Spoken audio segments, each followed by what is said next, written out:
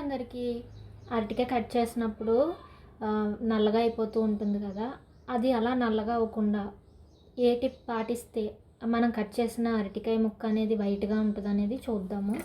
ఇప్పుడైతే అరటికాయతో బజ్జీ చేసుకుందామని తీసాను. ముందు దీన్ని పీల్ చేసేసుకుందాం.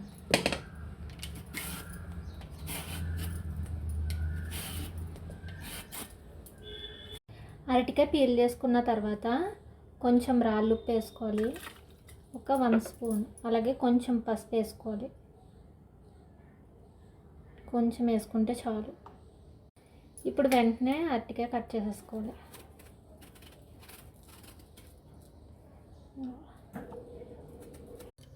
చూసారా, పసుపు వేయడం వల్ల మనకి కలర్ అనేది అయితే అసలు చేంజ్ అవ్వలేదు, తెల్లగానే ఉన్నాయి.